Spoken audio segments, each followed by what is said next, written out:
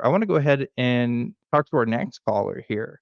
This is one we were looking at before the show. This is Muhammad, who's calling in from California. Muhammad, you're live on Truth Wanted. What's up? Yes, sir. It's nice to talk to you again, Dan. And, first time meeting Trevor, but it's nice to be on here talking again. Nice to meet you. Yeah, great to talk with you too, Muhammad. You had an interesting little blurb this time that I want to read out here. You want to talk about the problem with Western morality and how tolerance is eroding belief. Tell me more about that. Yeah. So, I mean, it's not like me. Kind of, I don't want to like kind of bring out like kind of like I have hatred or something. It's just. I see it as kind of like this is like the main thing I want to say is that I realize that we all live in the Western world, European nations, America, Canada, all that, and here kind of it's like tolerance, right? It's like a thing that's kind of it's just a part of like the the society. It's like it's one of like the main things, and I feel like hopefully kind it of becomes more a main thing, but Right. Yeah. I mean, it is a pillar of liberal democracies, right? Tolerance for other people's exactly ideas. Pillar, yeah. I think people need to be a little more tolerant. That's the perfect word, pillar, right? So, in America, it's so like I don't see anything wrong with ethnic diversity. It's like here, there's just you got Arabs, Asians, blacks, like you just got Indians, you got everybody. And I'm not saying that's a bad thing. But a lot of that is in the West because of, kind of, I feel like, correct me if I'm wrong, but because of like tolerance and all that. But I feel like when it comes to beliefs though, this is like kind of the problem that I want to point out is that whatever belief systems you have, if you're in a land where it's just, tolerance, it's you have to be tolerant, I feel like slowly your belief systems are actually eroding because, you're okay with everything. And, how do I say? Yeah, like, I think about it like a liberal, right? From a liberal perspective, if he just, if he sees like a Satanist and like a Christian, for example, and he's just okay with both of them, I say like, what belief systems does kind of the liberal actually have? Like he's okay with both. Like I just feel like when you tolerance, I get it that if it's kind of, I don't know what the Western world their intentions were, when they had democracy and tolerance and all that, but I feel like I got you. Tolerance, if it's like because we don't want. There's a paradox, right, Muhammad? There's a paradox with tolerance because if you tolerate too much, suddenly that can be used against you in certain ways, right? And we often have debates on what does it mean to tolerate, right? I wouldn't call myself a liberal per se. I don't know if that's the right term for it. I mean, I believe in like liberal principles. I would use other political labels for myself, but like I do see this as something that happens without going too deep into it because this is not a strictly political show. But there is a liberal principle that does say like, yeah, we should maximize our tolerance as much as possible, whatever form that may be, and that can often lead to really great things like the acceptance of people, as you've mentioned before, of different racial diversities and different cultural backgrounds. It also means accepting people of different sexual orientations and gender expressions to live their lives freely. But it can also mean letting a Nazi go out on the streets and hold up signs and like make people really uncomfortable, or like I don't know, the Ku Klux Klan just like having a rally like that can be signs of dangerous things. Like we see what happened in like Charlottesville, for example, when people on both sides were protesting and what happens with that. Well, some people protesting, other people counter protesting. So what is the answer to the tolerance paradox. I don't know. There's people that have proposed different ideas. I have personal boundaries myself, but I don't know if I could write it out in a philosophical treatise on like what's acceptable and what's not, because like this goes into like free speech. This goes into a lot of different ideas, right? One thing I will say, and then I'll pass it off to Trevor, is that I do believe that at least for the United States, the intention was to create a secular democracy, and by a secular democracy, that is not having religious principles ostensibly guiding government. Obviously, in practice, that hasn't always worked out. But they didn't want individual denominations to influence the control and aspects of government. I think that much is pretty clear. So anyway, passing it on to Trevor, I want to know what your thoughts on this, because it is an interesting question. Yeah, I mean, I think you talked more about the political side of it, and I was thinking more like the personal side of it with tolerance, like because I have friends who are Christians, I have friends who are Muslim, I have friends who are atheists, I have friends who are spiritual but don't really have a definition for it, and of course I love them and I'm tolerant of them and will do, and it's that goes back to that old thing of like, yeah, it's not what you believe, it's what you do. So if your belief causes you to do something awful, then that's what I'm being like, no, thank you, back away. And but Right. if your beliefs is just like, here, I'm trying to, this makes me a better person, or I think this makes me a better person, or whatever it is, and you're not hurting other people, then that's kind of where the line goes. So yeah, I can be friends with a Christian and a Satanist at the same Yeah. time, as long as Mm-hmm. that Christian isn't, yelling slurs at my sibling because of their gender identity, or or that Satanist isn't, well, I guess doing the same thing. Like it really depends on the person, and even like what they represent and what they're all about. So it's not just a blanket, oh, I tolerate everyone's beliefs. I think for me it's just I tolerate your beliefs based on the actions that are come out of it, and just come out of who you are. So I think that's a big Yeah. thing to think about too when it comes to that. So Yeah, but at the same time, we can't like say, well, this is exactly how we want our society to be, and we're not going to let anybody else's ideas ever permeate that culture. Because I think that's bad for everybody too, right? Like yeah.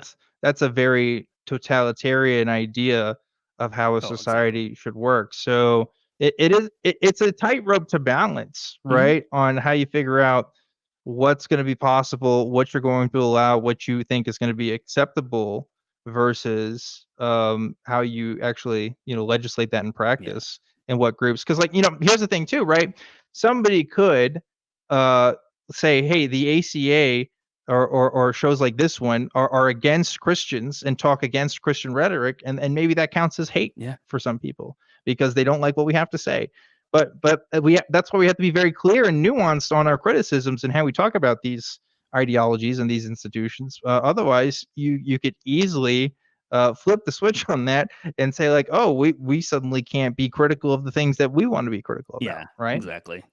Yeah, and it's like, I mean, and what I do, I watch so many sermons, and I would argue that there are people out there who are very Right. intolerant of people who don't have a belief or don't know what they believe. But Oh yeah. yeah. Oh yeah. But on the other hand, I don't want to just be like, they do it, so I want to do it. I want to be like, I love my family so deeply, but they have different beliefs than I do, and that's okay. And I Hmm. respect their opinions on some things, and other things I'm like, no, no. So yeah. Yeah. Yeah. So that's us. That's our take on this, Muhammad. What do you think? Yeah, like I agree with you guys. I know like you guys are educated people. So that's why I like calling into these shows, having conversations with you guys. Because I feel like I benefit myself intellectually and all that. I just want to say that I feel like I thought about it like just like like let's say just whatever religious doctrine someone has. If he starts to tolerate, let's say like homosexuality or Satanism or just whatever XYZ, his religion will disappear over time, and like it won't be there anymore, and like kind of, yeah, you said the paradox of tolerance, and like, yeah, it's just when I thought about that, I was like, whoa, like that's the issue, and Yeah, the religion may not be there as it currently exists, right? But Trevor and I were just talking about earlier in the show. We both adapted more progressive theologies before we let the whole thing go, right? So, like, if we're just talking exclusively within the realm of Christianity, there is a little bit of room to breathe when it comes to tolerating some other ideas. Now, I think it is a pretty common occurrence, again, that people become more progressive in the ideas and then eventually just leave the whole thing. But some of them are pretty content just staying at that progressive theological point and having their religion exist as it is. I mean, like, all forms of Christianity that we see today, even what we think are the most traditional ones, are really nothing like they were 2,000 years ago. Yeah. Right? Like they've all had to change and adapt to culture at some point, whether they like to admit it or not. So I think that's just a natural function of religion. Yeah. It has to change. Yeah, because if you look at like even the Southern Baptist Convention, they started because they wanted to own people as property. But you're not going to find too many people in that organization that will still stand by those principles. But yeah, Yeah, so I bet you'll find at least one, yeah, though. that's true. That's true. Yeah. Yeah, you can't deny that. Yeah, there's a few. But yeah. So yeah, I think people need to become more tolerant. If that affects some beliefs, that's cool. And other people are just going to be underground and maybe considered a hate group. And I don't know what I think about that, but I'd rather people. Muhammad. Sorry to interrupt. Yeah, I think Muhammad has a great point, though. I think this is why you see a lot of the conservative evangelical types really rail against being tolerant, right? Because they know they know that this is a slippery slope. I mean, they'll talk about that very openly. They say if we start to accept this, then we need to accept these other things. Yeah. And that does kind of ruin the foundations a little bit, right? Yeah, that's true. It really did for me. And so, yeah, I could see why. Yeah, that's one of those things. Yeah, where exactly. You look at it, it's like, yeah, I get it. They're telling the truth. Yeah. Yeah, not wrong. Yeah. Sorry. But anyway, Muhammad. Go ahead. Oh, yes, sir. Sorry. Oh, yeah, sorry. I was just gonna say that I'm sure, like, we all know, like, Andrew Tate. He's been like blowing up on like platforms, TikTok, Instagram, all that. He said something. He was like, he said on a podcast. He said, if you tolerate everything, you stand for nothing.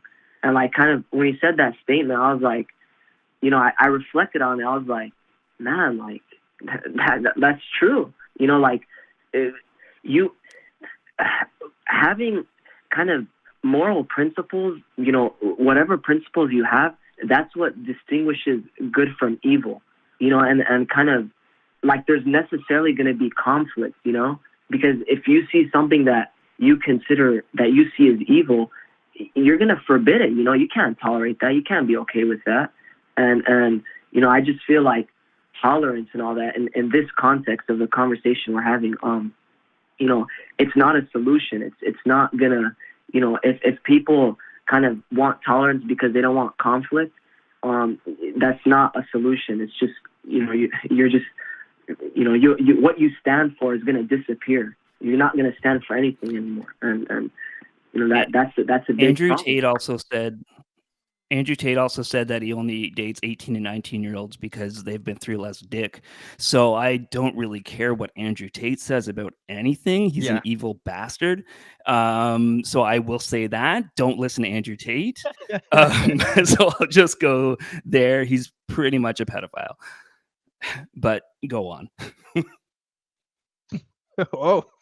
Scandalous allegations from Trevor Poelman. Sorry, again, our guests do not represent the official views of the Atheist Community of Austin. Exactly. But I'm not saying I personally disagree with you. I'm just saying, but anyway, you're pointing to something here, Muhammad, that's really interesting, which is a criticism that's given to secular communities like ours, right? Which is this idea of where do we draw the line if morality is outside of the scope of human understanding, if it truly isn't objective, if it isn't exactly what's been described before by religious communities, then what is it? How do we figure it out?